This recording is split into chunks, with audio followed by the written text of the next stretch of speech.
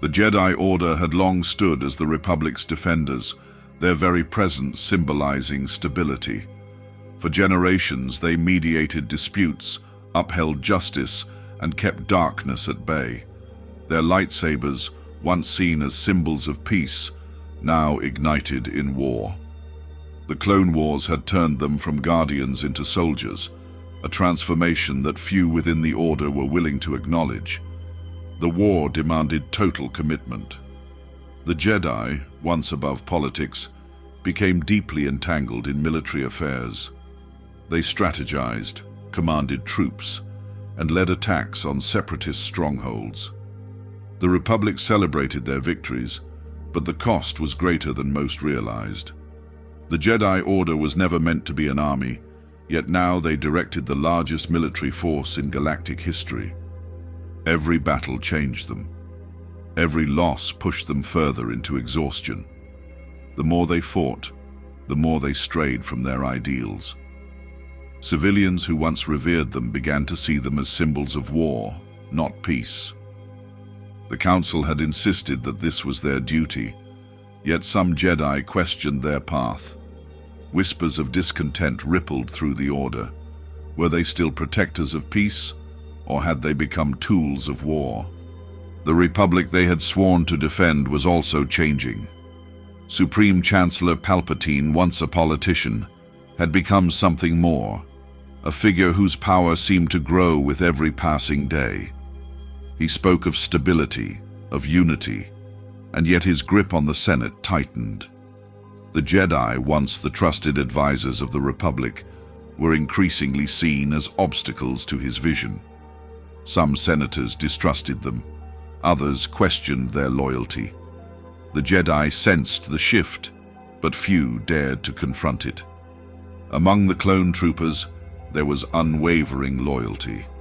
They fought beside their Jedi generals, saved their lives, and shared in their victories. Yet, there was something beneath the surface, something unspoken. The Jedi saw them as comrades, but the clones were more than soldiers. They had been created for a purpose, one that had yet to be revealed. Across the galaxy, Jedi Knights and Masters found themselves more isolated than ever. Many fought on distant worlds, removed from the support of the Council and the Temple on Coruscant. They had been deployed across thousands of battlefronts, spread thin by the very war they were trying to end. They did not realize that this isolation was by design. Doubt festered. The Force itself felt clouded, its guidance murky. Those who looked too closely at the events unfolding around them found only fragments of a truth they could not yet grasp. Something was coming, something inevitable. The war had forced them to abandon tradition, to embrace strategy and power, to fight as warriors instead of mediators. They had trained for centuries to resist the dark side, but they had never prepared for betrayal. They believed they were winning. They thought they were closing in on the war's end. But the final battle would not be fought against Separatists or Sith. The greatest threat to the Jedi was standing beside them, blasters in hand, waiting for the signal. The Jedi had spent generations defending the Republic, but they never saw the true enemy rising within its own ranks. From the shadows, Darth Sidious played the galaxy like a game of Dejeric, moving his pieces with patience and precision. The Clone Wars were never a conflict between two factions. They were the execution of a plan that had been set in motion long before the first battle droid was activated. Decades before the war, the Sith had already begun laying the foundation. Jedi Master Sifo Dyas, a member of the Jedi Council, foresaw a time of great unrest.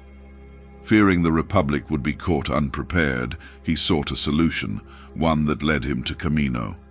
There he secretly commissioned an army of clones, believing that a force bred for absolute loyalty would be the Republic's safeguard. He never realized that his vision had been manipulated. Before he could reveal the full truth, he was eliminated. His project was hijacked by Darth Tyrannus, known to the galaxy as Count Dooku, and repurposed into a weapon. On Kamino, the cloning process was precise, almost mechanical in its perfection. Every soldier was designed from the genetic template of Jango Fett, a warrior of unmatched skill. But there was more to their creation than superior combat training. Each clone carried something hidden within their very biology, a failsafe buried deep in their minds. The Kaminoans, known for their scientific expertise, engineered these soldiers with the utmost efficiency, but they were not the architects of their most critical modification. That distinction belonged to the Sith. The inhibitor chips were not merely behavioral controls. They were keys to a program so deeply embedded that even the clones themselves were unaware of it. Every trooper, from the highest-ranking commander to the most inexperienced recruit, carried this silent command. It did not influence their actions in daily combat, nor did it disrupt their bonds with their Jedi generals. It waited, dormant, for the precise moment when it would activate and erase everything that had been built. The Jedi, with all their wisdom, never questioned the rapid emergence of an army tailored to their needs.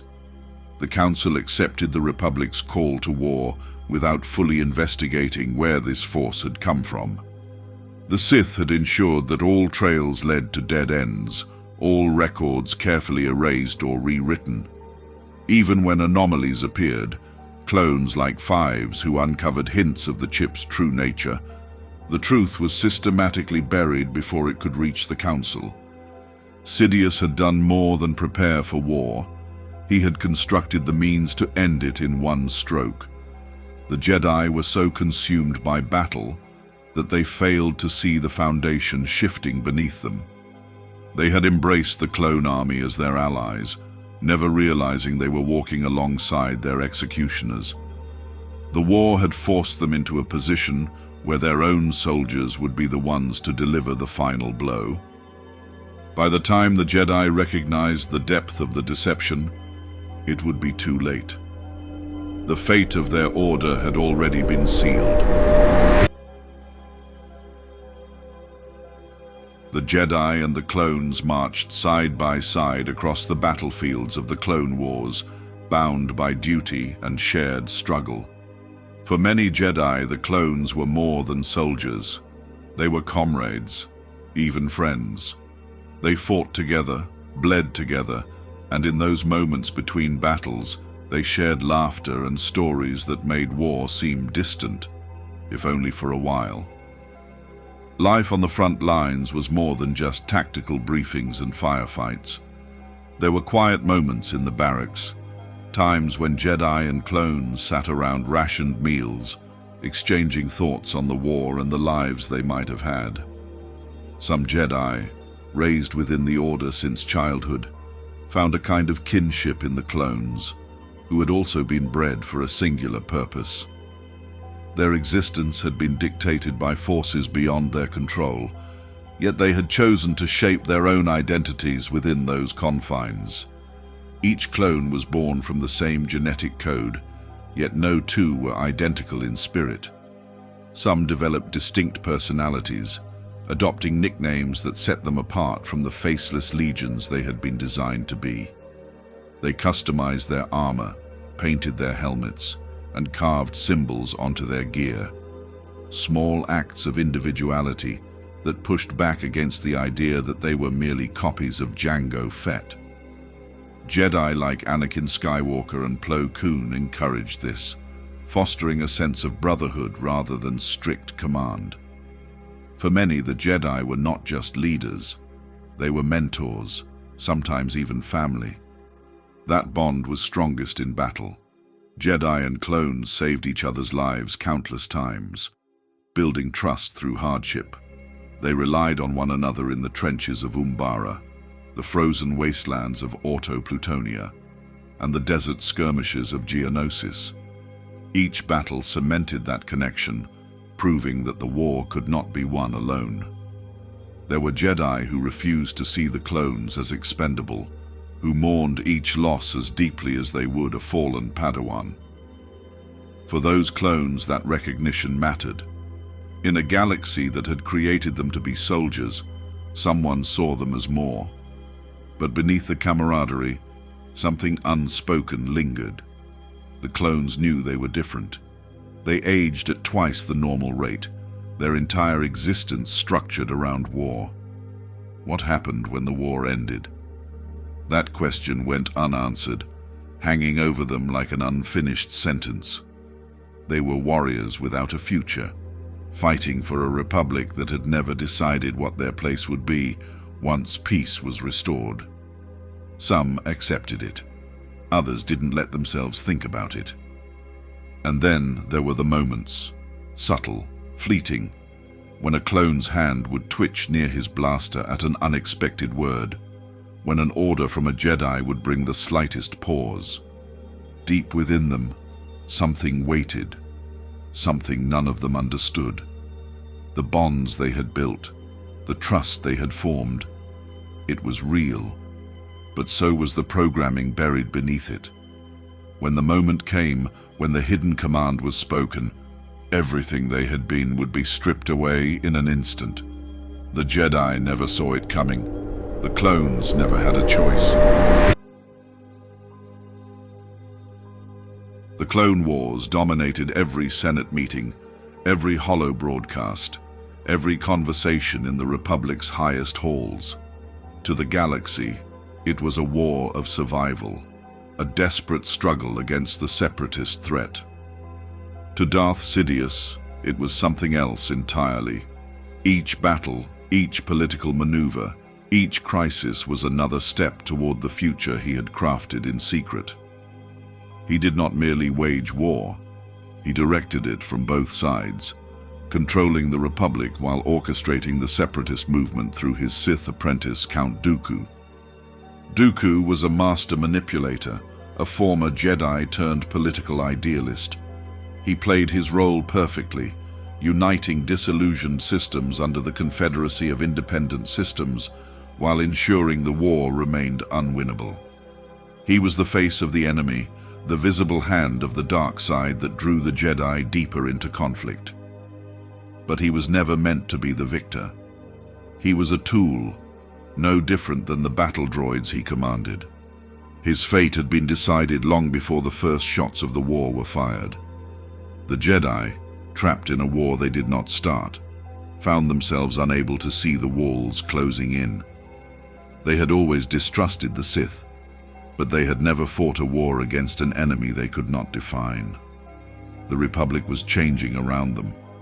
Palpatine's authority grew unchecked, his emergency powers renewed with every crisis. He stood before the Senate as the Republic's protector, offering stability in the face of war.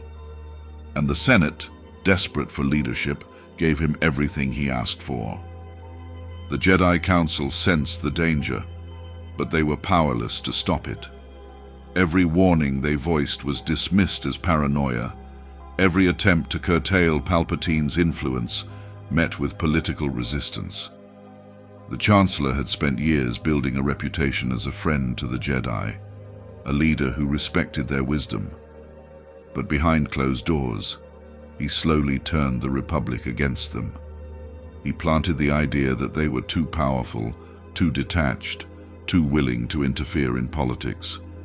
At the same time, the war was bleeding the Jedi dry. There had once been thousands, but every battle took another master, another knight, another Padawan. The endless fighting was not just a necessity of war, it was a design. The Jedi Order was being weakened from within, its numbers whittled down to ensure that when the final betrayal came, there would be no one left to resist it. The clones were another piece of that plan. The Jedi saw them as allies, but to Palpatine, they were a weapon waiting to be activated. While the war raged, the inhibitor chips remained dormant, their purpose unknown to even the clones themselves. The Jedi thought they were leading the Republic's army. In reality, they were standing at the center of a trap that had been set long before the first Battle of Geonosis. The stage was nearly set. The war had done its job, grinding the Jedi down and elevating Palpatine's influence to near total control. The Republic still believed it was fighting for democracy, but it had already become something else. It only needed one final push to transform into the Empire. That moment was coming, and when it arrived, the Jedi would never see it coming. The Republic's clone army was engineered to be the most disciplined, efficient fighting force the galaxy had ever seen. Each soldier was created from the genetic material of Jango Fett, trained from birth to follow orders without question, and conditioned to prioritize the Republic's interests above all else. But hidden beneath their loyalty, buried within their very biology, was something far more sinister. The inhibitor chips, small enough to go unnoticed in every medical scan, were the key to the greatest deception in galactic history. On the surface, these chips were explained away as safeguards. The Kaminoans, known for their mastery of genetic engineering, claimed they were a necessary measure to ensure the clones remained obedient. They spoke of them as behavioral regulation tools, designed to suppress any unpredictable aggression inherited from Jango Fett's DNA. The Jedi, already stretched thin by the war, never questioned it. Clones were bred to serve, and if a minor modification helped maintain order, then so be it. But this was a lie. The true purpose of the chips had nothing to do with behavioral control, and everything to do with control at the deepest level. They were not restraints to temper aggression. They were weapons, waiting for activation. Every clone, regardless of rank, carried this hidden command in their mind, a silent directive that could override their thoughts, instincts, and loyalties in an instant. The technology was flawless. The chips were biologically integrated, indistinguishable from natural brain tissue. They adapted seamlessly to each clone's neural patterns, ensuring that when the time came, activation would be absolute. There would be no hesitation, no awareness of external influence. The clones would not feel conflicted about what they were doing, because in that moment, they would believe they were acting of their own free will. For years, they fought alongside the Jedi, forming bonds of trust and camaraderie. They saved each other's lives on countless battlefields, shared stories around makeshift campfires, and mourned fallen brothers together. The Jedi saw the clones as individuals, not as a faceless army. Some Jedi even defied tradition, forming friendships with their troopers that went beyond command. And all the while, the hidden directive remained, dormant and undiscovered. The few who came close to uncovering the truth never lived long enough to warn the others. Clone Trooper Fives, one of the most determined soldiers to ever question his programming, came within reach of exposing the secret. He learned of the chips and their unnatural origin, but his warnings fell on deaf ears. The Jedi dismissed his claims as delusions, and before he could prove what he had discovered, he was silenced. The tragic irony was that the Jedi had been trained to sense deception, to read emotions, and detect hidden dangers. Yet the greatest threat to their survival was concealed within the very minds of those they trusted. When the command was given, it would not feel like treachery to the clones. It would feel like duty, and no bond, no act of friendship would be strong enough to stop what had already been programmed into them. The Clone Wars had waged for 3 relentless years, draining the Republic of its strength and scattering the Jedi across battlefronts spanning thousands of systems. But as the final days of the war approached, a shift in momentum became clear. The Separatists were faltering. Their fleets were in retreat, their droid armies collapsing under the weight of coordinated Republic offensives. After years of brutal conflict, the Jedi saw what they believed to be the light at the end of the tunnel. Across the Senate, optimism grew. Victory seemed inevitable. Republic forces had driven the Separatists from key strongholds, and their leaders, Count Dooku and General Grievous, were on the run. Coruscant itself had come under direct attack in a desperate strike to capture Supreme Chancellor Palpatine, but even that had failed. The battle had left scars, but it had also reaffirmed the Republic's strength. The war was ending, and peace was finally within reach. On the battlefield, Jedi commanders felt the shift as well. Reports flooded in from across the Outer Rim. Droid legions deactivated without warning, Separatist warships abandoned in retreat, planetary governments surrendering outright. Some Jedi, hardened by years of war, remained cautious. Others allowed themselves to believe that they had won. The Order had paid a heavy price, but they had preserved the Republic. They had done what was necessary. But while the Jedi prepared for a Republic restored to peace, Palpatine consolidated the last pieces of his power. His emergency wartime authority had granted him sweeping control, and at first, the Senate had justified it as a necessity. But the war had twisted that necessity into something permanent. The Senate, battered by crisis after crisis, had grown accustomed to deferring to Palpatine's leadership. There were few who questioned why emergency powers had not yet been relinquished. Those who did were silenced by politics, coercion, or worse. Even within the Jedi Council there was uncertainty. The Order had long distrusted Palpatine's growing influence, but the war had left them vulnerable. They had always served the Republic, but now they were beginning to question whether the Republic still existed in the way they had once believed. There were whispered concerns about the Chancellor's refusal to relinquish command of the military, about his insistence on keeping the Jedi at the forefront of the war effort. Yet, they hesitated. The Jedi had spent years fighting for democracy. To accuse the Republic's leader of tyranny without proof would fracture what little stability remained. It was a false sense of security, one that Palpatine had cultivated carefully. He let the Republic believe the war was reaching its conclusion, while ensuring that the true battle had yet to begin. The Separatists had never been the real enemy, only a distraction to wear down the Jedi and reshape the Republic's foundations. The illusion of victory was his final move before the endgame. The Jedi had spent years bracing against external threats, but the greatest danger was already inside their ranks. They had fought to protect the Republic, never realizing that the Republic had already been remade in Palpatine's image. The Jedi thought they had survived the worst of the war. They were wrong. The final betrayal was coming, and there was nothing left to stop it. The Republic stood on the edge of transformation, though few understood just how close it was.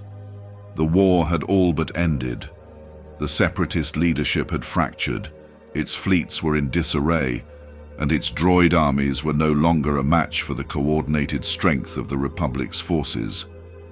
But beneath the surface, something else was happening, something no one could see. Supreme Chancellor Palpatine had spent years expanding his influence, but in these final moments his control was absolute. The Senate had long since surrendered its authority, too weary from war to resist his commands. The Republic military, once a vast institution with independent oversight, now answered directly to him. The Jedi had fought to preserve democracy, only to watch it slip into the hands of a single ruler. The Jedi Council was restless. Doubt had crept into their discussions, growing into something impossible to ignore. The Chancellor had held emergency powers longer than any leader in history, and now he refused to give them up. The justification was always the same: stability. The war had not yet concluded. The Republic was still vulnerable, and only through his continued leadership could peace be ensured. Some Jedi were willing to believe that, others were not. Among those who questioned the Chancellor's authority, whispers of concern had become spoken warnings. Master Mace Windu was among the most vocal, urging the Council to act before it was too late. Yoda, though cautious, had also begun to sense the shifting tide. But there was no proof, no evidence to support the growing unease. And without proof, they were powerless to act. Anakin Skywalker, once the Jedi's greatest hope, had grown closer to Palpatine than anyone realized. His presence at the Chancellor's side was no longer occasional, it was expected. He was no longer merely a Jedi Knight. He had become an extension of Palpatine's will. The Council saw it, but they did not understand its full significance. They still believed Anakin could be reached. Across the galaxy, the clone legions remained on high alert. Their Jedi commanders received no orders to stand down, no signal that the war was nearing its end. The Republic's war machine continued, running on momentum alone. But the soldiers did not question it. They followed their generals into battle, obeyed orders without hesitation, and waited. For what, they did not know. For the Jedi, there was a sense that something was wrong, but the truth remained hidden. The Sith had always worked from the shadows, manipulating events without being seen. Now, they no longer needed to. The Republic was already theirs. The Jedi, once the guardians of peace, had become obstacles, and obstacles had to be removed. The moment was near. The pieces were in place. The Senate had been primed. The clones stood ready. The Jedi were vulnerable, scattered across distant battlefields, unprepared for the command that would change everything. The Republic still believed it was fighting its final battle against the Separatists, but its real war, the one that had been waged in secret, was about to end, and only one side would survive.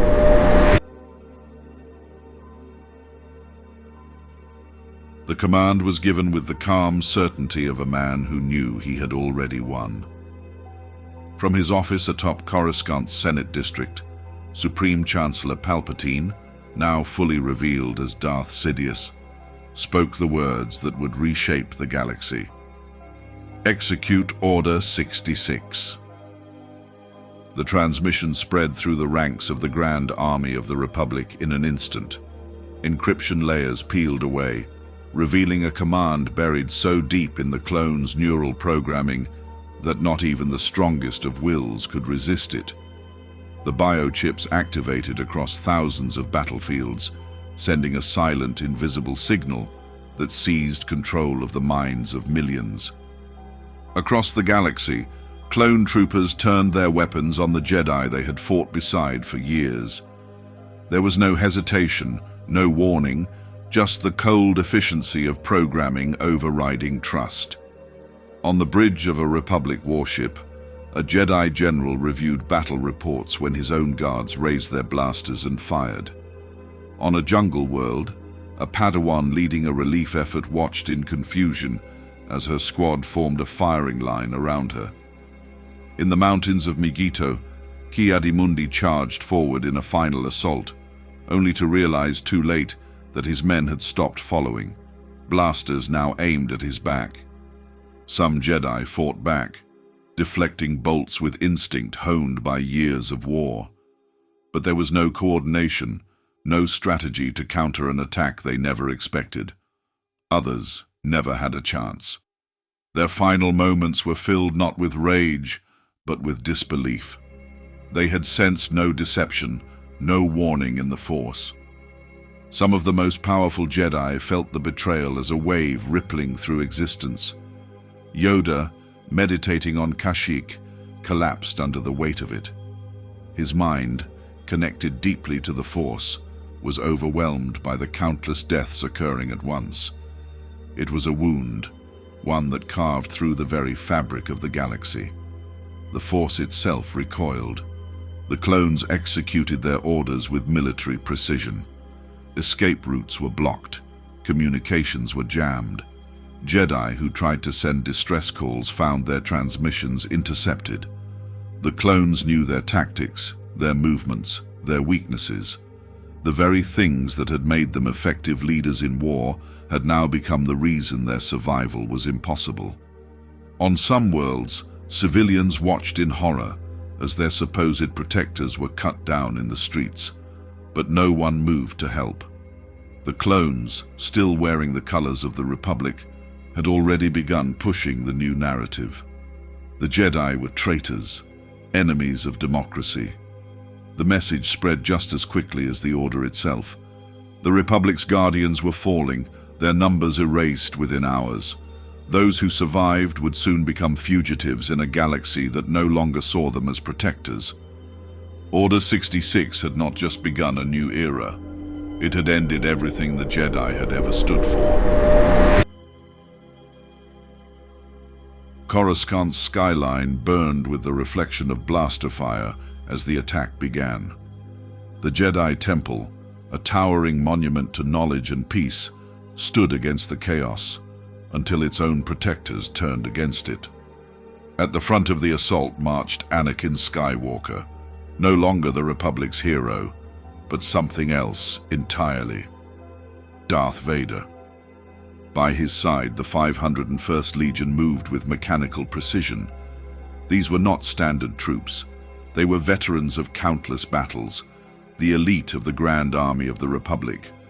They had fought alongside Jedi generals, learned from them, adapted to their strategies. Now, that knowledge was being used against them. The outer gates fell within minutes. Temple guards, skilled warriors in their own right, barely slowed the advance. The clones knew their armor, their weaknesses, their formations. There was no resistance capable of holding them back. The vast halls, once filled with the voices of Jedi debating philosophy and teaching the next generation, echoed only with the sharp crack of blaster fire and the hum of Vader's lightsaber. In the archives, Jedi scholars desperately tried to preserve centuries of knowledge. Databanks were locked, holocrons hidden, but none of it would survive. The clones tore through the chamber with ruthless efficiency, erasing what they didn't understand and confiscating what they did. The Grand Holocron, an ancient repository of Jedi wisdom, was taken for the Emperor himself. Everything else was left to burn. Deep within the temple, a different kind of horror unfolded. The younglings, barely old enough to hold training sabers, had been ushered into hiding by their instructors. Some believed that the temple's walls would protect them. They were wrong. They saw their defender before they saw the danger. To them, Anakin Skywalker was a name of legend, the warrior who had saved the Republic time and again. They ran to him for protection, for answers. There was no hesitation in his response. His lightsaber ignited. Throughout the temple, Jedi fought and fell. Masters who had trained for decades were overwhelmed in moments. They had taught these clones how to fight, how to move, how to think on the battlefield. Every lesson had become a weakness, every tactic predictable. Above the temple, Coruscant citizens watched the smoke rise. Some celebrated, believing the reports that the Jedi had betrayed the Republic. Others remained silent, uncertain. Those who had lived under the Jedi's protection struggled to accept the sight before them. The temple, once a beacon of stability, was being erased. By the time the battle ended, there was no resistance left. The Grand Temple doors remained open, its defenders cut down where they stood. The structure itself would remain, but its purpose had died. The Jedi Order had no center, no leadership, no future. The Republic had been built on their backs, and now it continued without them. The betrayal unfolded across the galaxy in perfect synchronization. Jedi, scattered across war-torn worlds, found themselves surrounded by the very soldiers they had fought beside. The transition was immediate. One moment they were generals leading their men into battle. The next, they were targets.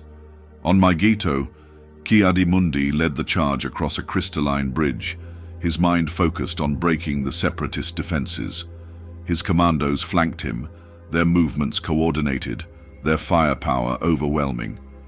He had fought alongside these men through countless battles, but the weight of experience meant nothing when the order was given.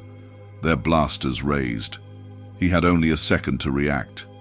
His saber deflected the first shot, then the second. But there were too many.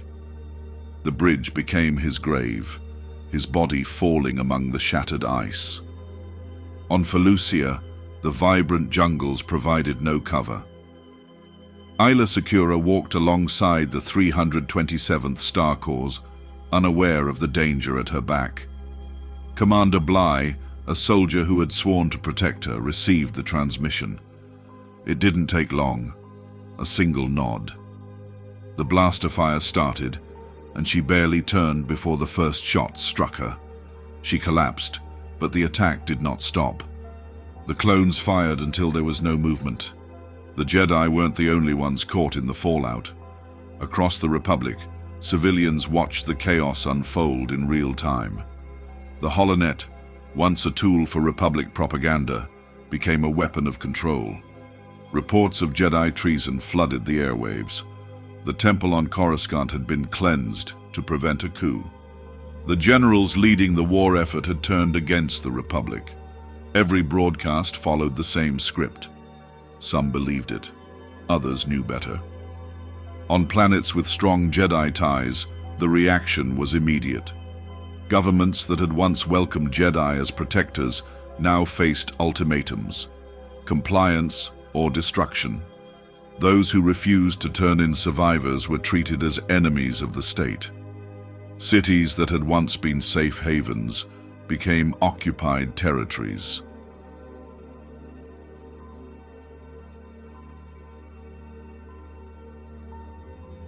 Not everyone fell in line. Underground networks formed in the shadows, harboring those who had nowhere else to go. These weren't soldiers or rebels, just people unwilling to watch their protectors be slaughtered. Farmers on distant moons, dock workers in Republic spaceports, nobles who had once sought Jedi mediation, all of them faced the same choice: stand by or act. The cost of resistance was severe. Entire communities were purged for suspicion alone. Across the Outer Rim, the Separatists barely had time to react. Their war against the Republic had kept them blind to the shift in power. By the time they realized the Republic was gone, it was too late. The war had ended, but their worlds were now under Imperial control. The Republic had promised peace. The Empire delivered silence. The war had made them soldiers. The Order made them executioners. For the clones, loyalty had always been a defining trait. They were bred for it, trained to follow orders without hesitation. But something changed when the command came through. The inhibitor chips forced compliance, suppressing hesitation, overriding bonds that had been built over years of war. The transition was seamless for most. Blasters were raised, triggers pulled, and Jedi were cut down in a matter of seconds. But for some, something lingered beneath the surface. A voice buried under the programming, a fleeting thought of doubt. For Commander Cody, the shift happened instantly. He had served under General Kenobi through battle after battle. He had saved Kenobi's life, just as Kenobi had saved his. They weren't just commander and general, they were comrades. That didn't matter. The transmission came through, and within seconds, he gave the order. No hesitation, no second guessing. A blast from the artillery turret roared toward the Jedi he had fought beside for years. The logic in his mind was airtight. Kenobi had betrayed the Republic. That's what the voice in his head told him, and that voice left no room for argument. But as the moments passed, that certainty began to unravel. Kenobi had survived. That should have been a relief. a chance to correct the mistake. Instead, Cody felt nothing. The programming held firm, ensuring that regret never surfaced. The weight of what had happened wouldn't hit until later, long after the war had ended. By then, the damage was done. For Captain Rex, the conflict was immediate. He had fought beside Ahsoka Tano for years. She wasn't just his general, she was his friend. When the order came through, the chip took control, forcing him to raise his weapon. His body obeyed, but something inside fought back. It wasn't enough to resist, not at first. He managed only 2 words before the programming took over completely. Find fives. A desperate plea, the last act of a mind trying to fight against a command it didn't understand. Ahsoka had seen it in his eyes. The moment of struggle, the brief flicker of awareness. It was enough. She subdued him, removed his chip, and when he woke, the weight of what had happened came crashing down. He had nearly killed her. His men, the ones he had trusted, were still hunting her. And worst of all, he knew they weren't responsible. They had no choice. That was the tragedy of it all. The clones were both perpetrators and victims. They had followed orders, but the orders weren't theirs to question. The inhibitor chips ensured that even the strongest bonds were severed in an instant. Some clones, like Cody, would suppress the doubts, burying them under duty and protocol. Others, like Rex, would spend the rest of their lives haunted by what they had done. The Jedi had been wiped out. The Republic had become an empire, and the soldiers who had carried out the betrayal were left with nothing but silence.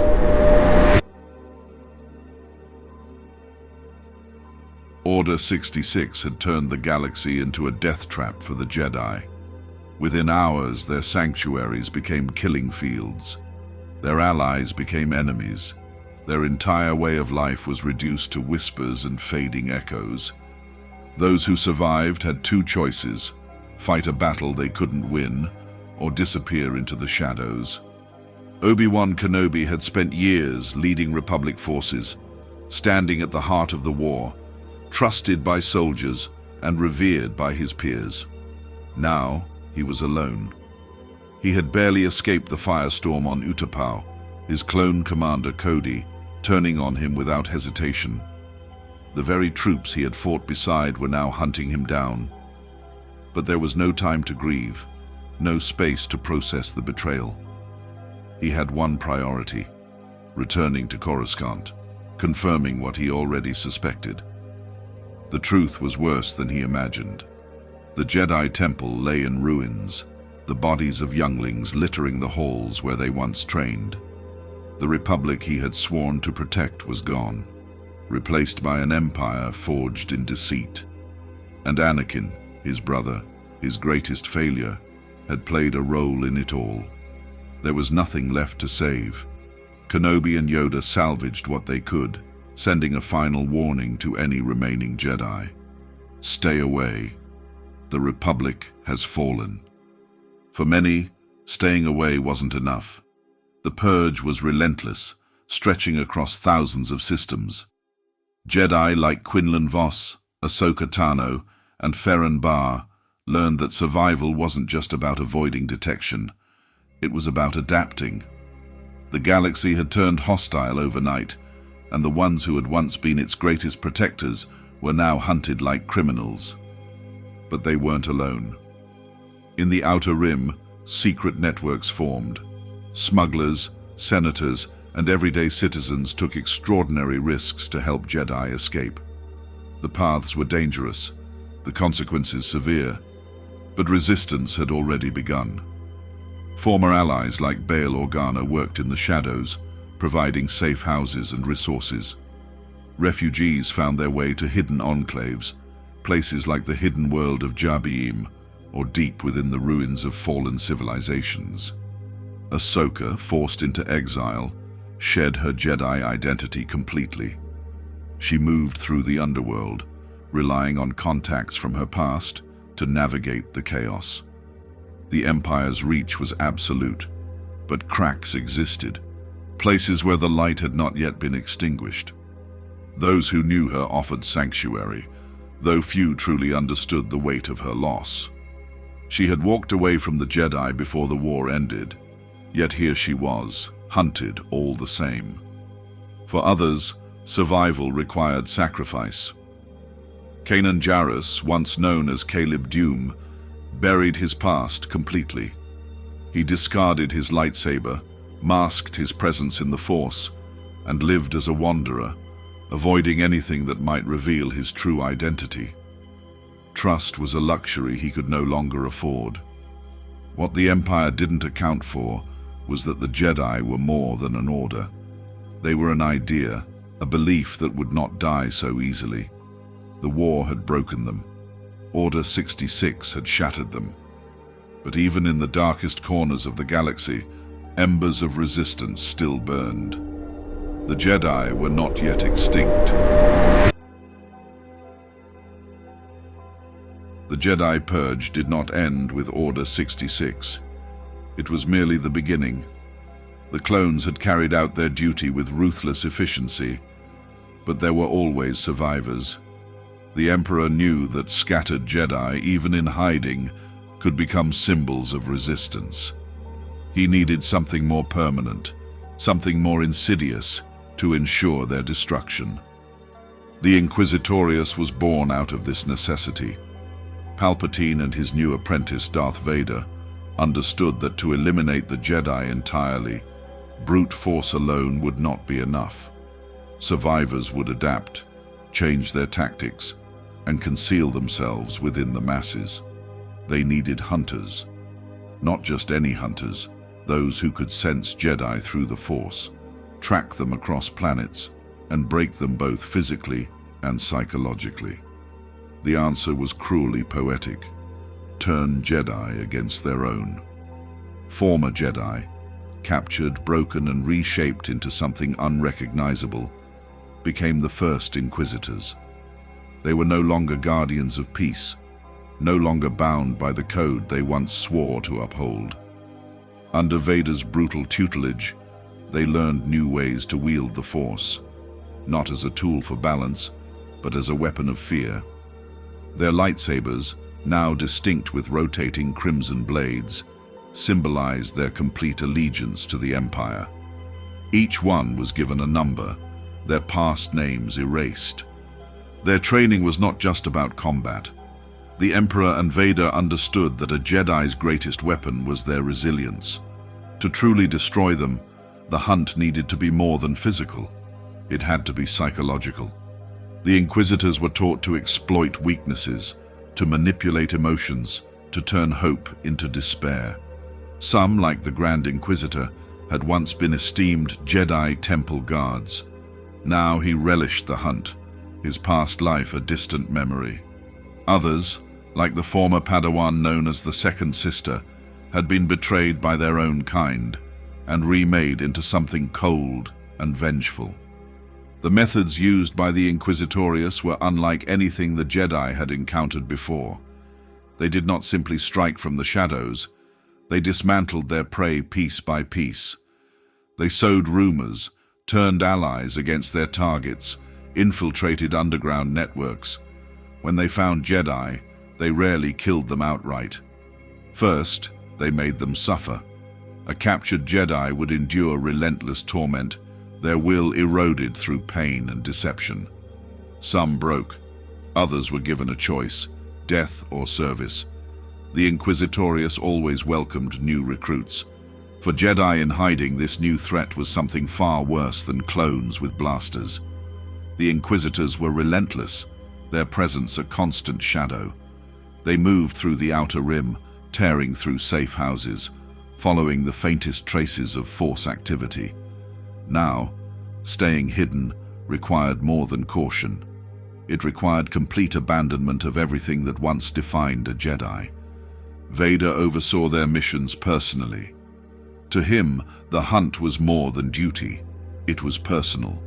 Every Jedi he destroyed was another reminder of the past he had buried. His presence among the Inquisitors was not just for command. He wanted them to understand what it truly meant to fall, to erase who they once were, to know that there was only power, and those too weak to take it deserved their fate. The purge had begun with an order. Now, it continued as a whisper. The Jedi who survived had one reality. They were being hunted, and their hunters knew them better than anyone. The Jedi Order had been exterminated, but the war against them did not end with their deaths. A corpse was not enough. Their very existence had to be erased, rewritten into something grotesque and treasonous. The galaxy had long revered the Jedi as noble defenders of peace, but Palpatine knew that such admiration, if left unchecked, could fester into doubt. Survivors might rise as symbols, martyrs might be remembered, rebellion might find its roots in their legend. The solution was methodical: transform the Jedi from fallen heroes into enemies of the Republic, traitors whose removal had been a necessary act of preservation. It was not enough to eliminate them physically. Their memory itself had to be corrupted. The Empire began its grand cover-up. The propaganda machine moved swiftly. The Emperor's address to the Senate, delivered in the wake of Order 66, laid the foundation. He spoke with solemn authority, his voice layered with the weight of tragedy and necessity. The Jedi had betrayed the Republic, he declared. They had conspired against the government they once served, launching an attempted coup to seize control. He portrayed them as dangerous, their arrogance having led them to believe they were above the very democracy they claimed to protect. Their destruction was not an act of tyranny. It was justice. The rebranding of the Jedi was insidious. Public records were altered. Holonet broadcasts flooded the systems, reinforcing the new narrative. Carefully curated footage showed Jedi igniting their weapons within the Senate chamber, an edited version of the real confrontation between Mace Windu and Palpatine. Their acts of heroism in the Clone Wars were twisted, their leadership framed as reckless warmongering rather than selfless service. Their deaths were presented as a relief, a final end to their corruption. The message was clear: the galaxy was safer without them. Even those who had once trusted the Jedi found themselves questioning their own memories. The Jedi had always been secretive, had they not? They had wielded powers beyond ordinary beings, answered only to their own council, operated apart from the Senate's oversight. The Republic had fought to protect democracy, yet the Jedi had held positions of military leadership. The subtle manipulation worked. Citizens who had once relied on the Jedi for protection began to accept the narrative, or at least found it easier to look away. The purge extended beyond physical extermination. Jedi temples were dismantled, their archives confiscated, their sacred sites desecrated. The great Jedi library, once a beacon of knowledge, was sealed. Any mention of the Jedi Order in history books was removed or rewritten. Even planetary governments who had once allied with the Jedi quickly distanced themselves, eager to prove their loyalty to the Empire. For those who still whispered of the Jedi, a new warning loomed. Association with the Fallen Order meant death. Any suspected sympathizers were arrested, interrogated, and in many cases, executed. The Jedi had always believed in the power of the Force, but Palpatine understood something greater: the power of perception. He did not need to erase the Jedi completely. He only needed to ensure that when they were spoken of with fear, contempt, or in time, as little more than forgotten myths. The Galactic Senate had long stood as a beacon of democracy, a sprawling assembly where representatives from thousands of worlds gathered to govern through debate and legislation. It had endured for millennia, weathering conflicts, political corruption, and internal strife. But all institutions, no matter how vast, could be reshaped under the right conditions. By the time Palpatine declared himself Emperor, the Senate had already surrendered the Republic's future. The shift was not immediate. It did not come with the thunderous applause that had greeted the formation of the Empire, nor with the sweeping reforms that followed Order 66. Instead, it was a slow, insidious erosion. Senators who had once been vocal opponents of executive overreach found themselves silenced, some through political maneuvering, others through quiet disappearances. Those who remained either embraced the new order or convinced themselves that compliance was the only path forward. Palpatine had mastered the art of control through legitimacy. Every decree was wrapped in the language of necessity. The Jedi had been traitors. The war had exposed weaknesses in the Republic's structure, and stability required strength. The Senate, already conditioned by years of emergency powers granted during the Clone Wars, rubber-stamped every new measure. Laws centralizing authority under the Emperor were passed with overwhelming support. Opposition was painted as disloyalty.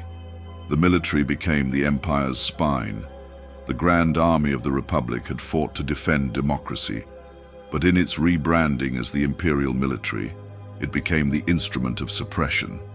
Clones, once seen as heroes, patrolled the streets of former Republic strongholds with the cold efficiency of enforcers rather than protectors.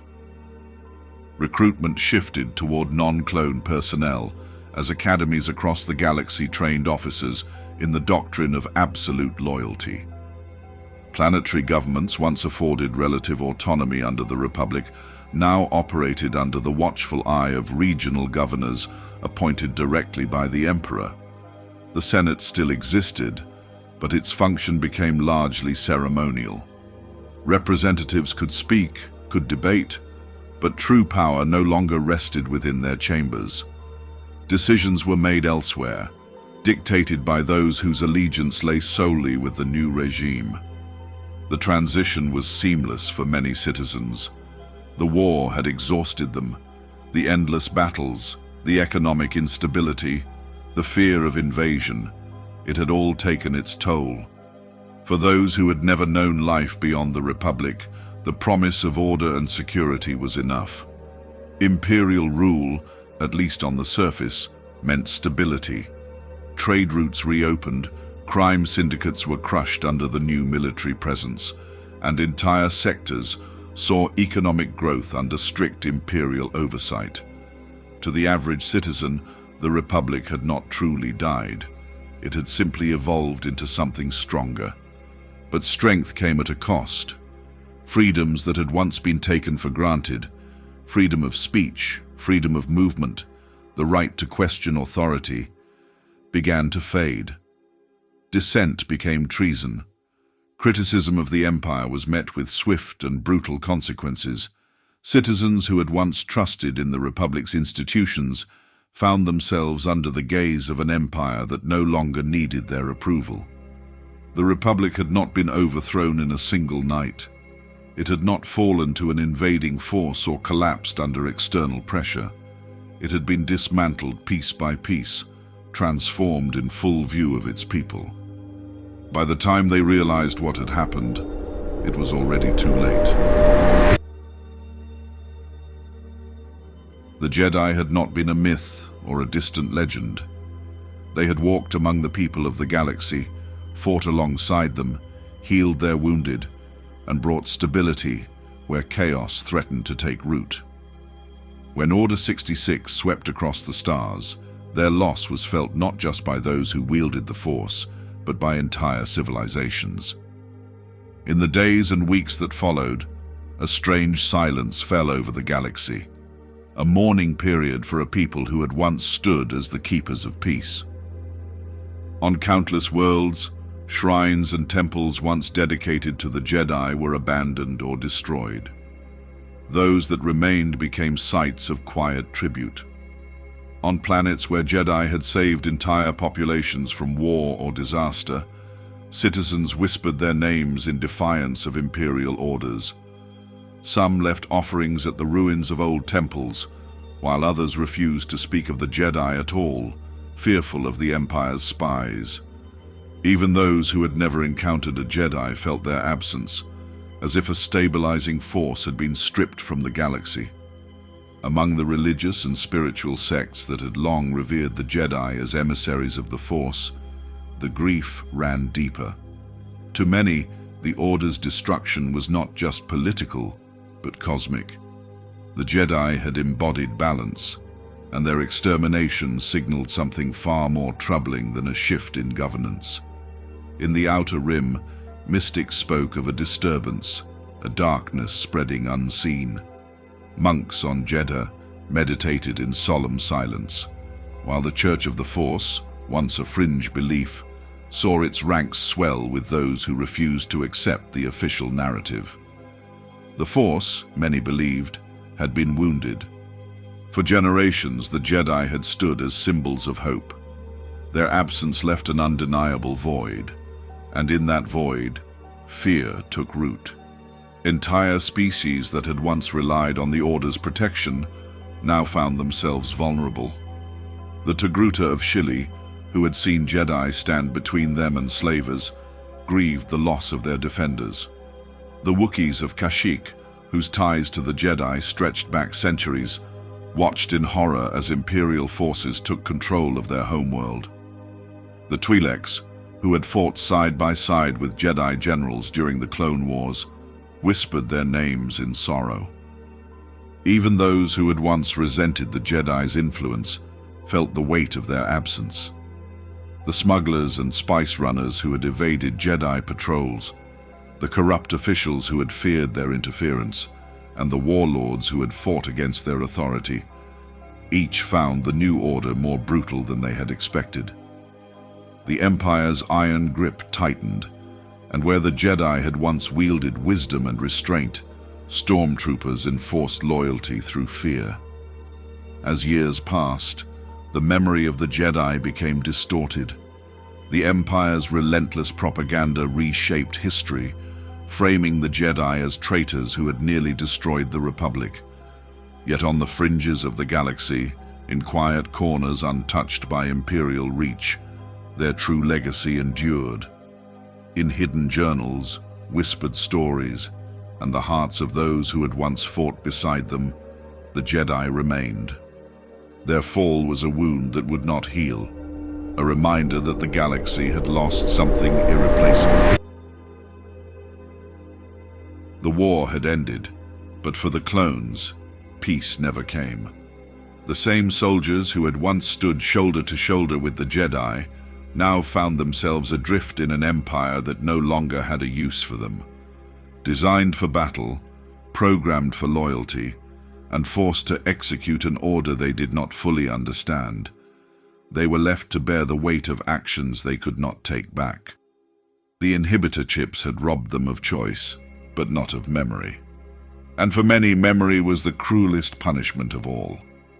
Some convinced themselves that what they had done was necessary, that the Jedi had truly been traitors, that the Republic had needed purging to survive. But deep down, there were cracks. The bonds formed during the war did not dissolve so easily, and doubt gnawed at the edges of their minds. They had fought alongside Jedi for years, trusted them, bled for them. To turn on them in a heartbeat, without warning, without hesitation, something about it felt wrong. Yet questioning their orders was not something they had ever been trained to do. For many clones, the burden was not just emotional but physical. Their genetic modifications, once seen as enhancements, became a curse. They aged at twice the rate of a normal human, their bodies breaking down far sooner than nature intended. Where once they had stood as the Republic's finest, now they were aging relics in an empire that saw them as expendable. New stormtroopers, non-clones, conscripted from across the galaxy, began to take their place. The transition was swift, brutal. Many clones found themselves reassigned to lesser roles, forced into early retirement, or outright discarded. The ones who remained in the Empire's service watched as their ranks dwindled.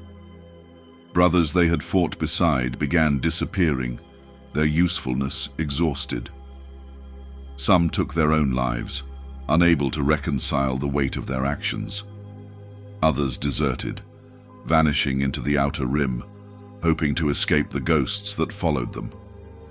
Those who spoke out against the Empire did not last long. The Empire had no patience for soldiers with a conscience. For clones like Commander Cody, the war never truly ended. He had been the one to turn his blaster on Obi-Wan Kenobi, the general he had fought alongside for years. And yet, after executing Order 66, he had not felt victory, only an emptiness he could not name. The war had been their purpose. Without it, what were they? Even Captain Rex, one of the few to resist the chip's programming, carried scars that would never heal. He had witnessed firsthand the agony of his brothers, their minds hijacked, their free will stripped away. He had been forced to fight the very men he had once called family. And while he had survived, survival did not bring peace. The clones had been bred for war, but war had abandoned them. They had followed orders, done what they were made to do. But when the blasters fell silent, all that remained was regret. The Republic was gone. The Jedi were gone. And soon the clones themselves would be nothing more than another casualty of the Empire's ambition. The Jedi Temple was not just a sanctuary for warriors and scholars. It was a vault of history, a reservoir of knowledge stretching back thousands of years.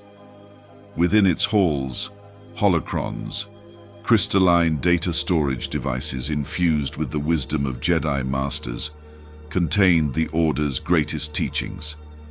These artifacts held battle strategies, philosophies, techniques for communing with the Force, and even forbidden knowledge of the Sith. The Temple's archives, tended by the diligent Gate Master Jocasta Nu, had preserved generations of Jedi wisdom. But when the Empire took control, it was not enough to destroy the Jedi physically. Their very legacy had to be erased. Under orders from Emperor Palpatine, elite Imperial squads and the newly formed Inquisitors were tasked with the systematic seizure and eradication of Jedi knowledge. Holocrons were collected en masse, their secrets picked apart by Sith scholars. Anything that could be used to strengthen Imperial rule was repurposed, twisted into tools of control. Holocrons containing ancient battle meditation techniques, advanced lightsaber forms, and healing arts were locked away deep within the Emperor's personal archives. Others, especially those containing wisdom about the light side, were outright destroyed. Palpatine understood something the Jedi had failed to grasp. Knowledge was power, and power unchecked was a threat. He could not afford a future where survivors rediscovered their teachings, where hidden Jedi rose to challenge his reign. So, the purge extended beyond the temples of Coruscant. Across the galaxy, remnants of the Jedi's influence were uprooted. Secret meditation chambers on Jeddah, long-forgotten shrines on Ilum, even personal collections held by scholars sympathetic to the Jedi cause. None were safe. A handful of Jedi foresaw this assault on knowledge and took desperate measures. Some, like Obi-Wan Kenobi, chose exile, safeguarding their wisdom in memories rather than written form. Yoda retreated into the depths of Dagobah, taking nothing with him but the teachings he had internalized over centuries. Others, like Quinlan Vos, operated in the shadows, smuggling artifacts to trusted allies who could hide them. And then there were those who fought, refusing to surrender even a fragment of Jedi history. Jocasta Nu, the former temple archivist, embarked on a personal crusade. Knowing the Empire would burn everything in its path, she sought to preserve what she could. With stolen records, she established a hidden archive, determined to pass on knowledge to a future generation of Force wielders. Her defiance would cost her dearly, but her sacrifice ensured that not all Jedi wisdom was lost. The loss of the Holocrons had consequences far beyond the immediate purge. Future generations of Force users would struggle to recover the knowledge of their predecessors. Lightsaber construction, Force healing, advanced telekinesis, skills that once flourished in the Jedi Order became myths and rumors.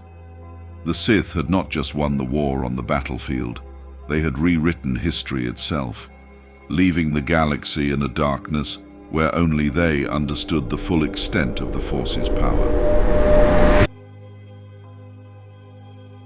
The fall of the Jedi was not just a victory for the Sith, it was a moment Palpatine intended to immortalize. The Republic had been cast aside, its ashes swept away to make room for the Galactic Empire. To cement his absolute rule and rewrite the history of the Jedi as traitors, the newly declared Emperor orchestrated a grand celebration, Empire Day. What was once a day of galactic unity under the Republic was now repurposed into a spectacle of power, a reminder to all that the Empire had triumphed. The first Empire Day took place mere weeks after the Jedi Purge. Massive rallies spread across Coruscant, with towering banners bearing the Imperial insignia. Propaganda flooded the holonet, glorifying the glorious rise of Palpatine's rule and the elimination of what the state now called the Jedi insurrection. Footage of the Jedi Temple in flames became a triumphant image, not one of sorrow but of order being restored. On the surface, Empire Day was a time of grand festivities. Fireworks lit the skies, and military parades showcased legions of stormtroopers marching in perfect unison. Entire cities were draped in Imperial colors. In the core worlds, the celebration felt almost jubilant. Citizens cheered as Palpatine gave his first public speech since declaring himself Emperor. Yet beneath the surface, it was a display built on fear. Attendance was mandatory in many sectors. Those who did not stand in forced admiration risked being reported to Imperial authorities. Dissenters were quietly removed, their voices erased before they could ever reach an audience. In the Outer Rim, where the Empire's reach was still solidifying, the reaction was more complicated. On some planets, especially those devastated by the Clone Wars, Empire Day brought a strange sense of relief. The war was over. The fighting had ceased. For those too weary to question the cost of peace, the Empire's rule felt preferable to the endless bloodshed they had endured. But for others, especially those who had seen the Jedi as protectors, Empire Day was a grotesque mockery. The twisted irony of Empire Day was that it celebrated an event most of the galaxy didn't fully understand. The true nature of the Jedi Purge, the betrayal, the executions, the programmed slaughter, was obscured beneath layers of deception. Few knew that the clones had been manipulated, that Order 66 was not an act of treason, but a silent massacre orchestrated from within. The Empire ensured that only one version of history remained. The Jedi had attempted a coup, and the Emperor had saved the Republic from their corruption. As the years passed, Empire Day became more than just a holiday. It became a tool, a reminder that the Empire was eternal, that its rule was unchallenged. With every parade, every grand speech, and every public execution of lingering Jedi survivors, the message was reinforced. The past was dead, the Republic was gone, and no one, not even the Jedi, could change that. With the Republic dismantled and the Jedi erased, Palpatine turned his attention to securing his rule for generations to come. The execution of Order 66 had removed a direct threat, but control could not be maintained through fear alone. The Emperor understood that the true key to longevity was reshaping the minds of the young. Through the Imperial Academy and state-controlled education, he set in motion the most insidious part of his plan: indoctrination. From childhood, students across the galaxy were exposed to a carefully rewritten history. The Republic's failures were exaggerated, its decline blamed on corruption and the so-called Jedi conspiracy. The Jedi were no longer protectors of peace, but war-hungry extremists who had attempted to overthrow democracy.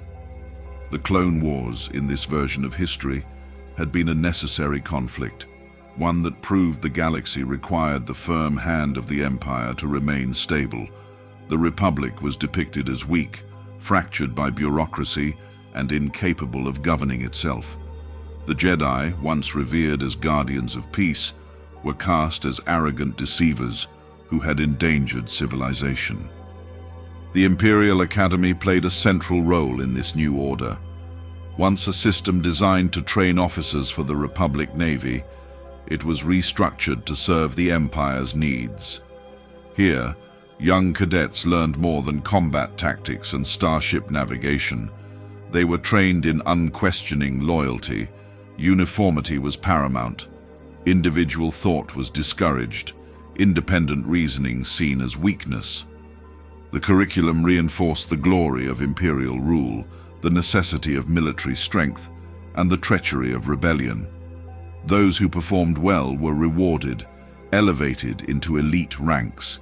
Those who questioned the system were either reconditioned or quietly discarded. Propaganda was not confined to the academies.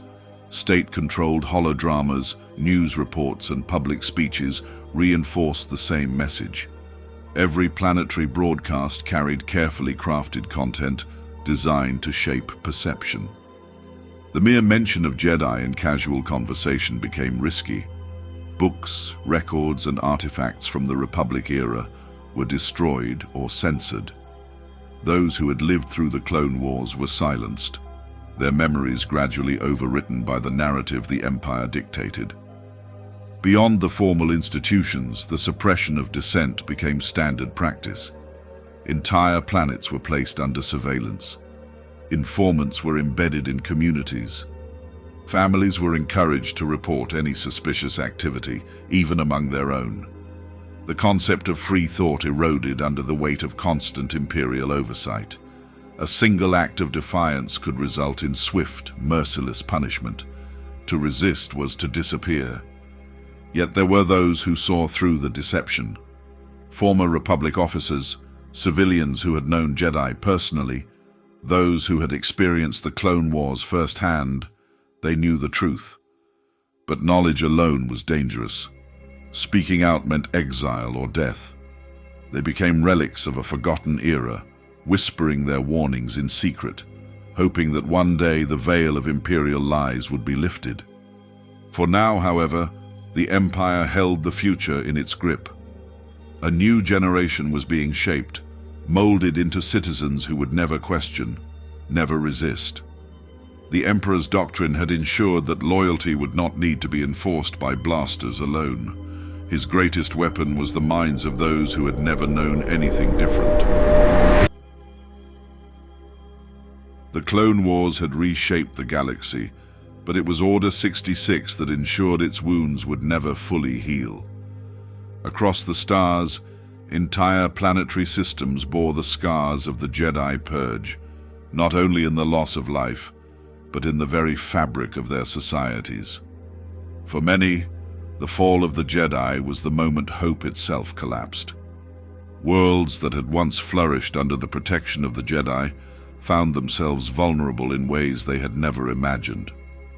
The sudden eradication of the Order left entire sectors defenseless, their peacekeepers gone overnight. Where Jedi had once mediated disputes, Imperial governors now ruled through fear. Where Jedi had once fought to protect the innocent, stormtroopers now enforced silence. The void left behind was not just felt, it was exploited. The war economy, once driven by the Republic's desperate need for supplies, did not disappear with the end of the Clone Wars. Instead, it transformed. Shipbuilders, weapons manufacturers, and logistics firms that had thrived during the conflict now found themselves serving a new master. The Empire's demand for military infrastructure far surpassed anything the Republic had required, and those willing to align themselves with Imperial rule saw vast profits. Wealth consolidated into fewer hands, and those who resisted were swiftly removed from power. For the common people, life became harder. The Senate still existed in name, but true governance had been stripped away. Laws that once protected individual freedoms were quietly rewritten, replaced by directives that prioritized control above all else. Entire planetary economies were forcibly integrated into the Empire's supply chain, fueling its endless expansion. Trade routes that had once carried goods between independent systems now funneled resources directly to Imperial strongholds. Those who could not adapt were left to wither. Even beyond the political and economic shifts, something deeper had been lost: belief. For centuries, the Jedi had been a symbol of justice, a reminder that even in the darkest times, there were those who stood against tyranny. Their destruction sent a message that no one was beyond the reach of the Empire. Those who had once looked to the Jedi for guidance now lived in fear, uncertain of who could be trusted. Entire generations would grow up never knowing what it had meant to live under the Republic.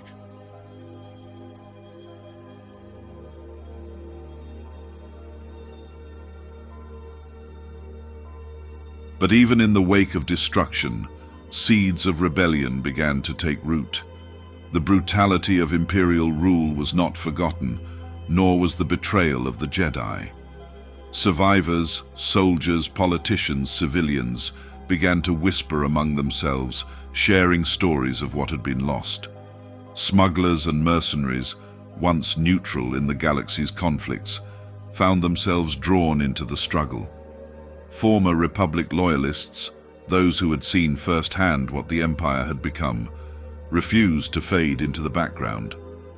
The scars of Order 66 ran deep, but scars were more than wounds. They were reminders.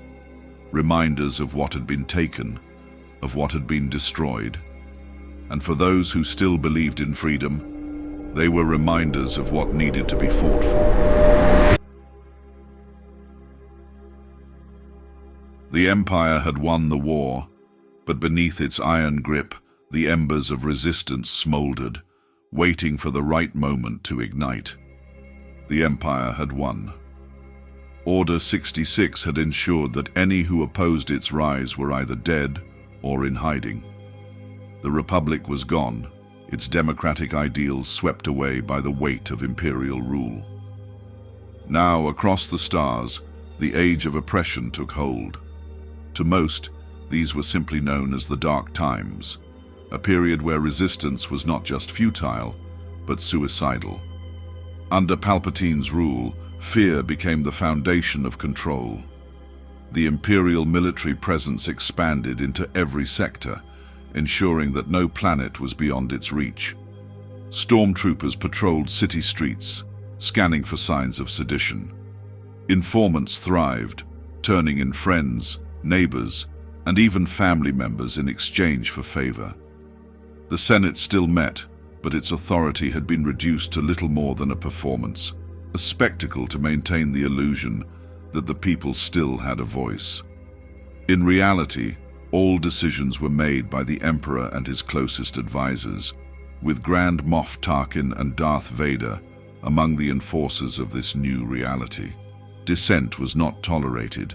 Any who spoke against the Empire quickly disappeared, some taken in the dead of night, others made examples of in public displays of power. Entire planetary uprisings were crushed before they could even begin. On Ryloth, the Twi'lek resistance faced overwhelming military might. On Kashyyyk, Wookiee warriors fought desperately to defend their homeworld, only to be enslaved by Imperial forces. The remains of the Separatist movement, leaderless and disorganized, attempted brief resurgences, but without the strength to stand alone, they were swiftly eradicated. The message was clear. There was no Republic to save them, no Jedi to intervene. For the ordinary citizen, survival meant compliance. Many accepted Imperial rule, not out of loyalty, but because there was no other choice. Some thrived in the new order, adapting to its demands and reaping the benefits of unquestioning obedience. For others, the weight of subjugation was suffocating. Those who had once believed in the Republic struggled to find purpose in a galaxy where hope had been extinguished. But even in these bleakest of times, defiance still flickered in the shadows. Scattered remnants of the Republic's military refused to surrender, operating in secret from hidden bases. Smugglers and mercenaries, long accustomed to the dangers of the Outer Rim, began aiding those who sought escape from the Empire's grasp. Jedi survivors, few as they were, remained on the run, their names whispered like ghosts among those who still remembered what they once stood for. These early sparks of rebellion were small, barely noticeable against the vast machinery of Imperial dominance. A stolen weapons cache here, a sabotaged supply line there. But to those who resisted, each act of defiance was a declaration that the war was not truly over. Across the galaxy, those who had lost everything slowly began to realize that they were not alone. The Jedi were gone, but their legacy remained in the hearts of those who refused to bow. The Empire had declared an age of absolute rule, but rebellion had not been crushed. It had only begun. The Jedi Order had been shattered, its temples destroyed, its history erased, and its members hunted to near extinction. Yet despite all of this, the Jedi were never truly gone. In the ashes of their downfall, fragments of their teachings endured. Scattered across the galaxy, those who survived carried with them the wisdom of the Force, determined to preserve the ideals that had guided them for centuries. For some, survival meant exile. Obi-Wan Kenobi, once a general of the Clone Wars, became a hermit on the desert world of Tatooine, watching over the child who represented the last hope for the Jedi's return. Yoda, the Grand Master of the Order, retreated to the swamps of Dagobah, far from the reach of the Empire, where the dark side's presence masked his own. These were not acts of surrender, but of strategy. The Jedi's destruction had been swift and total, but rebuilding would require patience. The few who remained knew they could not fight the Empire as they once had. Others took a different path. Some Jedi survivors refused to accept hiding as their only option. Instead, they sought to pass on their knowledge in secrecy. Throughout the Outer Rim, whispers spread of masters training new apprentices in hidden enclaves, ensuring the ways of the Force would not be lost forever. These teachings did not follow the rigid structure of the old Jedi Order, nor could they. In the age of the Empire, learning the ways of the Force was a matter of survival, not tradition. Even among those who had never wielded a lightsaber, the Jedi's influence lingered.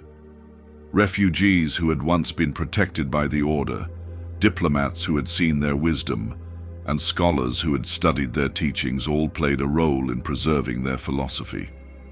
Across the galaxy, coded messages and forgotten texts were quietly stored away, waiting for a future where they could be studied once more. The Empire sought to erase the Jedi, but knowledge was a difficult thing to destroy completely. Palpatine understood this, which is why his hunt for Jedi survivors never truly ended. The Inquisitors, trained in the dark side, scoured the galaxy, searching for any sign of lingering Jedi influence. Those who had hidden holocrons, books, or artifacts were branded as traitors. Even those who simply spoke of the Jedi in too favorable a light could find themselves arrested, or worse. But for every archive the Empire burned, another was secretly safeguarded. The Jedi's legacy was not contained to temples or doctrines. It existed in the minds of those who remembered them. The war against the Jedi had been fought with blasters and deception, but their survival would be fought with patience and persistence. Their presence in the galaxy was a whisper, but it was enough. So long as the idea of the Jedi remained, so long as their teachings were passed from one to another, the Order was never truly gone. The Empire had crushed them, but it had not broken them. The Jedi's time would come again. The fall of Anakin Skywalker was not just the end of a Jedi, it was the birth of something far worse. When Darth Vader emerged from the fires of Mustafar, he was more than a Sith Lord. He was a force of vengeance, a shadow of rage encased in armor. The Jedi were gone, but his hunt had only just begun. For him, survival was not enough. The survivors had to be erased. Vader was the Empire's enforcer, a figure whispered about in fear across the galaxy. He did not rule from a throne, nor did he make grand speeches like his master. His presence alone was enough. To the officers of the Imperial Navy, he was a symbol of unwavering obedience. To the hunted Jedi, he was the specter of death. Where Inquisitors failed, Vader would finish the job. There was no escape from him, no bargaining, no mercy. He carried out the Emperor's will with relentless precision, tracking down those who had escaped the initial purge. Some Jedi had abandoned the fight, hoping to fade into obscurity, but it never mattered. If there was even a rumor of their survival, Vader would find them. He did not hesitate. He did not allow them a final plea. He cut them down, one by one, not just to serve the Empire, but to silence what remained of the man he had once been. There was something personal in his crusade. For every Jedi he executed, there was an unspoken truth.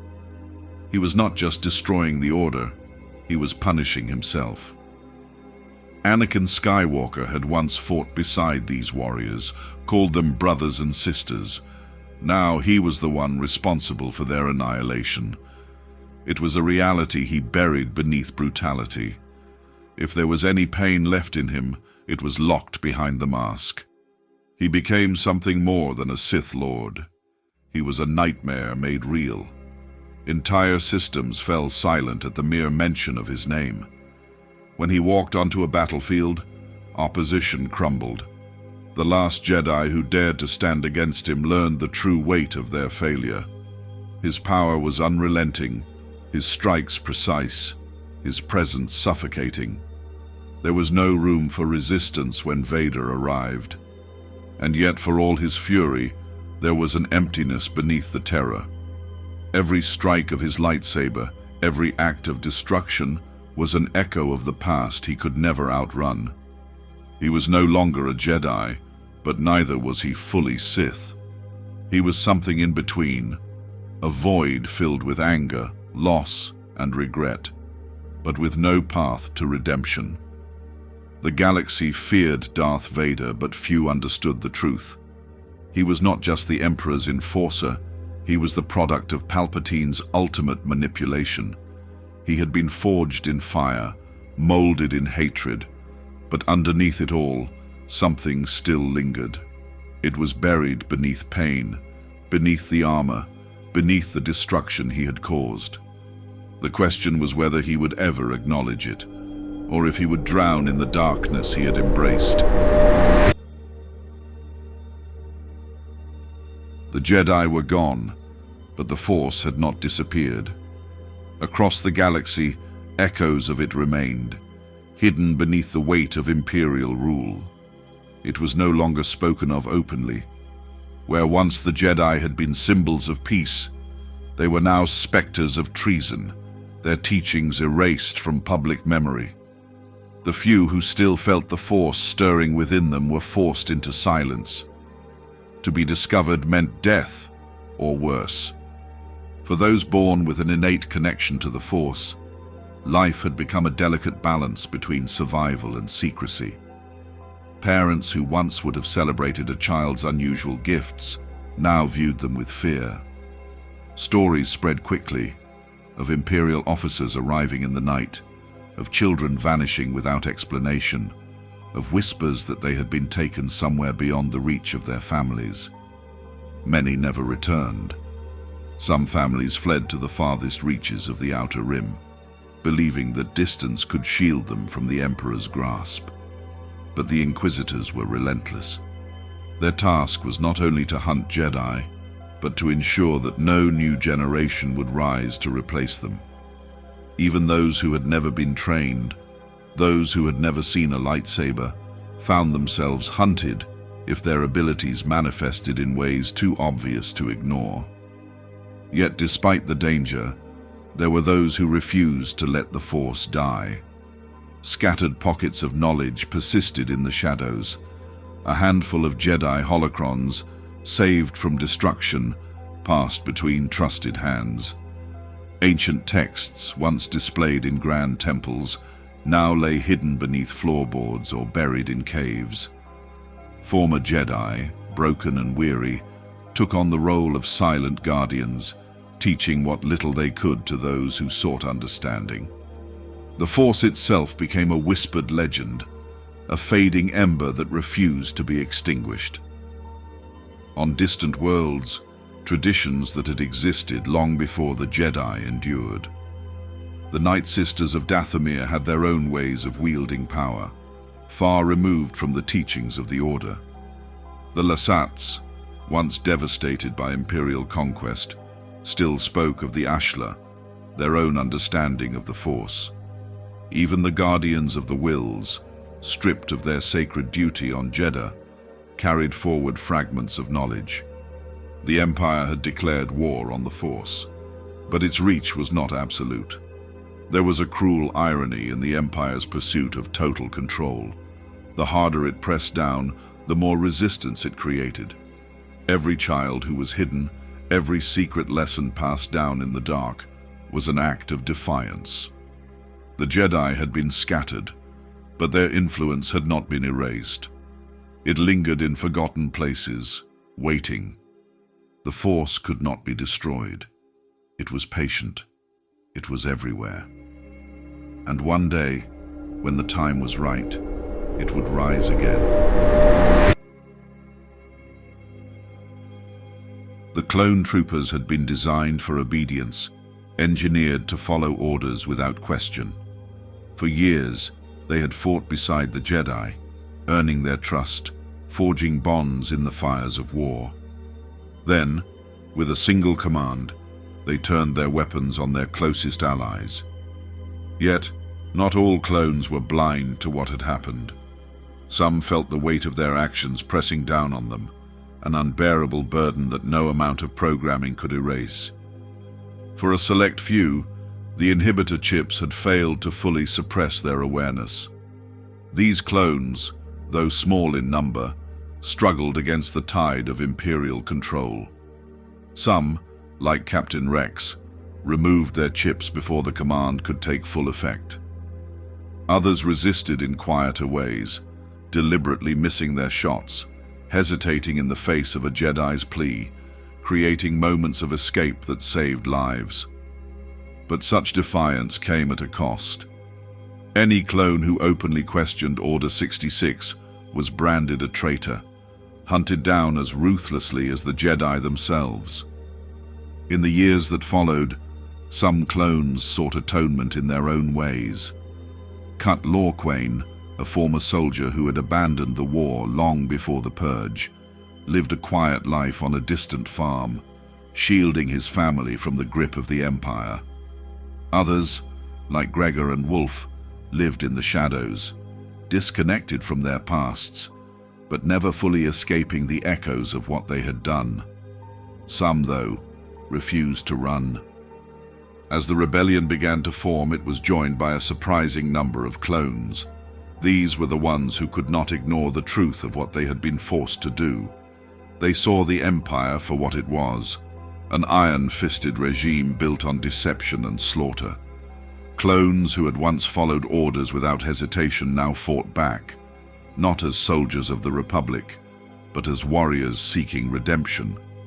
There were whispers of entire clone-led insurgencies, cells operating in secret, sabotaging Imperial supply lines, disrupting stormtrooper recruitment efforts, even helping Jedi who had managed to evade the Purge. These former soldiers, once loyal to a Republic that no longer existed, had no place in the Empire's future. And so, they created their own path, carving out small victories in a galaxy that had forgotten them. But their numbers were dwindling. The Kaminoan cloning program had been shut down, and with each passing year, clones aged at an accelerated rate. The Empire had no use for them anymore. They were replaced with conscripted stormtroopers, men and women with no genetic programming, no camaraderie, only fear of their Imperial overseers. The legacy of the clones was fading, and they knew it.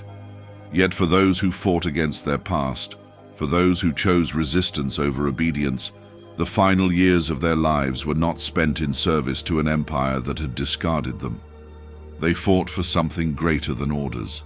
They fought for choice, for freedom, for the chance to undo, even in some small way, the tragedy that had begun with Order 66. And in that defiance, they reclaimed the legacy that had once been stolen from them. The Jedi had fallen, the Republic was gone, and the galaxy had been reshaped under the iron grip of the Empire. Yet, for all its power, the new order was built on fear. Fear of rebellion, fear of disobedience, fear of the truth. But even in the darkest times, resistance never truly died. It began in whispers, in secret meetings behind locked doors, in coded transmissions sent between those who still believed that the Empire could be fought. From the ashes of the Republic, the earliest sparks of rebellion took form. Mon Mothma, once a respected senator, saw the truth of what the Republic had become long before many of her colleagues. She had watched Palpatine consolidate power, had seen the Jedi fall, and had recognized that the so-called peace of the Empire was nothing more than submission. With careful precision, she cultivated allies, bringing together those who still held on to the ideals of democracy. She was not alone. Bail Organa, another survivor of the Senate's transformation, had been one of the few who tried to warn the Jedi before it was too late. Though he had failed to save the Order, he had not lost sight of its values. In the years following the Purge, Bail and Mon Mothma worked in secret, gathering resources, securing safe havens, and establishing networks that would one day form the foundation of the rebellion. But they needed more than politicians. They needed warriors. Many of the early recruits were soldiers who had fought in the Clone Wars, men and women who had once believed they were defending a republic worth saving. Now they saw their former comrades marching beneath Imperial banners, enforcing laws that stripped away freedoms they had once died to protect. Scattered across the galaxy, remnants of the Jedi Order played their own role in shaping the movement. Some, like Obi-Wan Kenobi and Yoda, chose exile, understanding that their survival meant one day guiding the next generation. Others, like Kanan Jarrus, had no such luxury. They lived in hiding, keeping their connection to the Force a secret. But when the time came, they could not ignore the fight. The Empire underestimated the strength of those it had cast aside. It saw the Jedi as extinct, the Republic as forgotten, and any opposition as nothing more than scattered voices too weak to rise. But the more it tightened its grip, the more cracks began to form. A single act of defiance could spread across entire systems. A stolen shipment of weapons, a disrupted supply chain, a group of refugees safely smuggled past Imperial blockades. Small victories, but victories nonetheless. Hope had not been extinguished. It had gone into hiding, waiting for the right moment to rise. The rebellion did not begin as a grand army, nor as a coordinated effort against the Empire's rule. It was a collection of individuals, bound together by the simple belief that the galaxy did not belong to tyrants.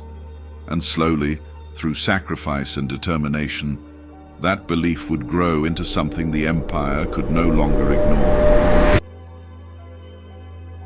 The Jedi had once stood as symbols of justice and wisdom, their history stretching back thousands of years. They had shaped civilizations, guided leaders, and defended the Republic through wars and conflicts long before the Clone Wars. But under the Empire, they became nothing more than a ghost story, a fabricated myth that served only to justify their destruction. What the Jedi had built, the Empire sought to erase. Their teachings, their temples, their very existence, all of it buried beneath the weight of Imperial propaganda. On Coruscant, the Jedi Temple, once a beacon of knowledge and peace, was desecrated and repurposed. It was no longer a sanctuary for learning or a refuge for those seeking wisdom. It became the Imperial Palace, a fortress of oppression looming over the capital. The archives that had once preserved the accumulated knowledge of the Order were either destroyed or locked away, their secrets twisted to serve the Empire's interests. The Holocrons, containing the wisdom of Jedi past, were either confiscated or lost to time. Across the galaxy, temples on distant worlds suffered similar fates. Some were razed entirely, their ruins left as nothing more than scars on the planets they once protected. Others were converted into military installations, their sacred halls now echoing with the boots of stormtroopers instead of the footsteps of Jedi. Statues of fallen Jedi were toppled, their names scrubbed from records. Even the very word Jedi was treated as treasonous. To speak of them was to risk execution. But not everyone forgot.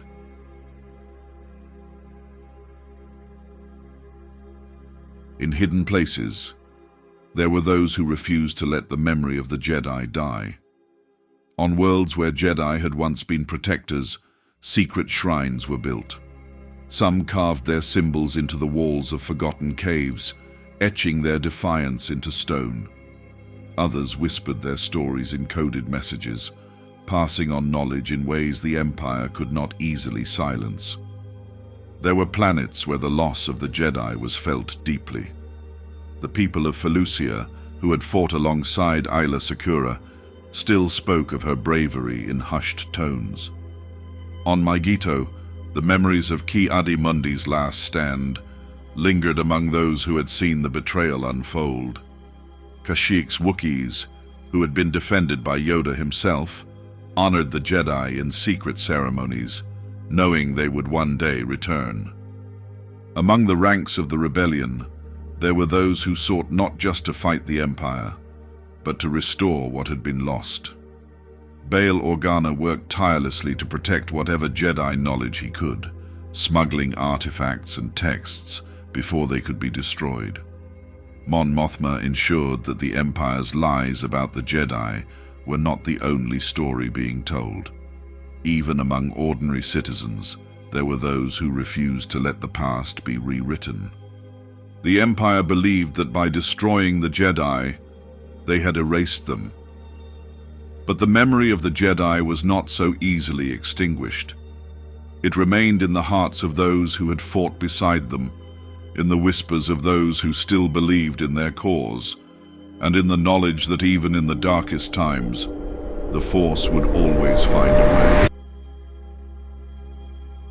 The Jedi had fallen, their temples desecrated, their name twisted into a lie.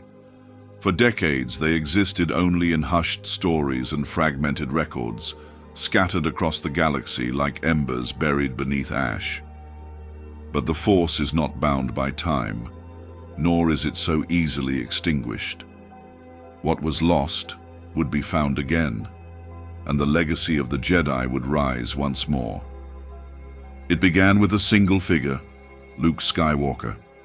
Born in the shadow of the Empire, raised on a desert world with no knowledge of his true lineage, he seemed an unlikely savior. Yet, through him, The Jedi found new breath. Under the guidance of Obi-Wan Kenobi and Yoda, the last of the old masters, Luke stepped into a role he could barely understand. The Force called to him, and though he was untrained, it was enough. The Jedi's return had begun. His journey was not one of blind heroism, but of sacrifice and revelation. He faced the truths that had been hidden from him. His father's fall to darkness, the weight of his lineage, the knowledge that the Jedi had once failed. And yet, instead of breaking under that weight, he carried it forward. Unlike the Jedi of old, Luke was not bound by tradition. He learned from the past but was not shackled by it. His training was incomplete, yet his conviction was unshaken. In the final days of the Empire, Luke Skywalker did what generations of Jedi could not. He confronted the Sith, not through war or armies, but through understanding. Where others saw Darth Vader as a monster, Luke saw the man he had been, and in doing so he accomplished the impossible. He did not kill Vader, he saved him. With Anakin Skywalker's final act of redemption, the Sith's reign crumbled, and the Jedi's legacy was no longer one of failure, but of hope reborn. But the return of the Jedi was more than a single victory. The fall of the Empire left a galaxy in ruins, and from those ruins, Luke sought to rebuild. He searched for lost knowledge, gathering what fragments remained of the order that had come before. Holocrons hidden in forgotten corners of the galaxy, records smuggled away by those who had refused to let history be erased. Piece by piece, the Jedi's wisdom resurfaced. Yet the lessons of Order 66 could not be ignored. The Jedi had been powerful once, but that power had blinded them. Their adherence to rigid doctrine had made them vulnerable. Luke understood this. He did not seek to rebuild the Jedi as they had been, but as they could be. His vision was not of warriors leading armies, nor of rigid councils bound by ancient rules. Instead, he sought balance, a way for the Jedi to exist without falling into the same mistakes. The galaxy was not quick to accept their return. The scars of the past ran deep. Some still viewed the Jedi as traitors, others as relics of a forgotten age. The Empire had spent years rewriting history, convincing the people that the Jedi's destruction had been necessary. But the truth, like the Force itself, could not be silenced forever. Slowly, the name of the Jedi shifted from myth to reality once more. The Jedi had once been the guardians of peace. Now, they were something else, symbols of resilience, proof that even in the darkest times, the light endures. Luke's path was only the beginning. Others would come, drawn to the Force, guided by its will. The Order would rise again, not as an institution of control, but as a beacon of hope. The Sith had sought to erase the Jedi. They had come closer than ever before, and yet the Jedi remained. The destruction of the Jedi Order reshaped the galaxy, but its impact went beyond politics and war. It was not just the fall of warriors or the rise of an empire. It was a shift in the very balance of the Force. The Jedi Purge was more than an execution. It was an attempt to erase an ideology, to silence the guardians of balance. And yet, history has shown that the Force does not bow to conquerors. For those who lived through the fall, the weight of its consequences was inescapable. The Jedi had been more than defenders of peace. They were symbols of justice and morality. Their absence left entire worlds unprotected, forcing people to navigate a galaxy ruled by fear. Many had taken them for granted, only realizing their importance once they were gone. In their place, darkness thrived, oppression, unchecked power, and the slow erosion of hope. Yet in the void left behind, new paths emerged. Some worlds learned to govern themselves, while others fell into chaos. For some, the Jedi's destruction was a tragedy. For others, it was long overdue. The galaxy itself struggled with their legacy. Were they martyrs or relics of a failed philosophy? But the Force does not concern itself with politics. It does not record victories or defeats. It simply is. And in its endless cycle, it ensures that nothing, not even destruction, is permanent. Order 66 had been an atrocity, but it was not the end. The Force continued to call to those who would listen. Some, like Luke Skywalker, sought to rebuild. Others, never trained in the old ways, still felt its presence. The Jedi once believed balance came through their guidance, while the Sith sought to shape the Force to their will. Yet empires crumble, and the Force endures. Order 66 did not prove the end of the Jedi. It proved that their legacy could not be erased. They were not just warriors or scholars. They were symbols of hope and resistance, a testament to the eternal struggle to seek light in the face of darkness. And as long as the Force flows through the galaxy, their story will never truly end.